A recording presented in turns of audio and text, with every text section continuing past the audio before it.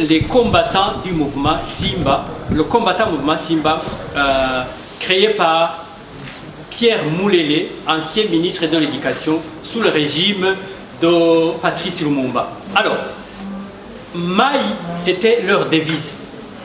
Moulele, c'est le nom de Pierre. Les combattants de Simba, pour le cas du Burundi, ce sont des mercenaires qui ont été engagés par le régime Micombero pour déclencher les massacres contre d'abord les Batutsi, afin que Micombero puisse en découdre avec le danger pour lui, le danger qui était représenté par les Bahutu intellectuels et les Batutsi Banyaruguru. Et lorsqu'on parle de Batutsi Banyaruguru, entendez les Batutsi qui n'étaient pas des Bahima. Donc, les Maï Moulele ou les combattants de Simba sont des mercenaires qui ont été invités, nourris, payés et logés par le régime de Micombero. L'origine des tueries de 1972, on dit souvent que ce sont l'invasion de ces Maï Moulele. Est-ce que c'est vrai ou c'est faux? Non, l'origine des massacres que la CVR a déjà qualifié de génocide date des années 1963. Donc l'origine, c'est plutôt le régime de Micombero. Micombero qui concocte un plan d'élimination des Bahutu, un plan d'élimination des Batutsi, Banyaruguru, et pour déclencher ce plan, il utilise alors les mercenaires qui sont les combattants de Simba qui se prénommaient Maï Moulele. Y aurait-il des relations entre ces Maï Moulele et ces Bahutu qu'on préparait que le régime de Micombero visait pour cette...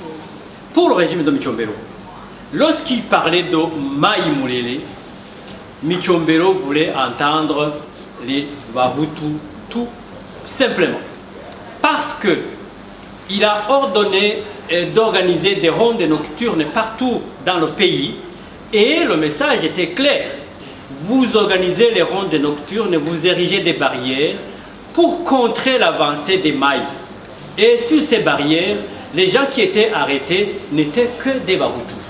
Et donc vous comprenez que pour lui, même s'il savait que les Maï Moulele existaient, ont été invités par lui, pour lui, les Maïs étaient purs et simples des Bahutus à éliminer. Pouvez-vous expliciter la notion qui a été évoquée ici, dire que les Tutsis ont été sacrifiés? Il y a des Tutsis qui ont été sacrifiés. Nous avons des preuves. Les Batutsi ont été sacrifiés à Rumongue. Il y a quelques noms comme Simbiara et Alexis et d'autres.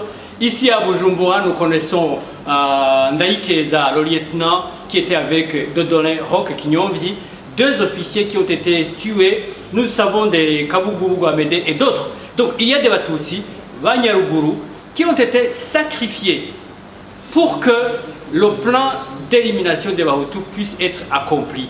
Et là, je dois vous dire que Ndouingoma Samuel, qui était le commandant du camp de Bururi, a voulu intervenir à Rumongue le 30 avril 1972 et arrivé au niveau de Mutambara, à quelques mètres de Rumongue, on lui a dit de repousser chemin. Alors qu'il allait intervenir pour sauver les Batutsi. Encore une fois,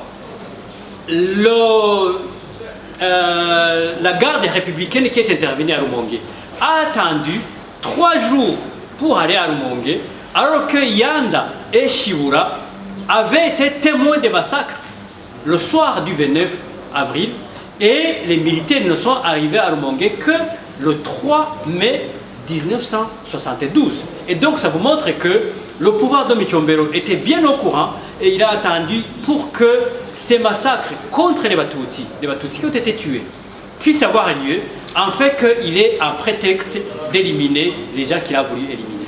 Est-ce qu'on peut savoir le nombre de Tutsis sacrifiés sur le plan de l'acte américain?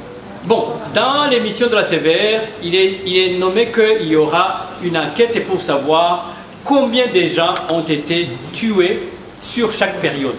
Et dans l'avenir très proche, nous entamons l'enquête pour savoir combien de gens ont été tués dans tout le pays et cette réponse pourra trouver, cette question pourra trouver une réponse d'ici à la fin de l'année.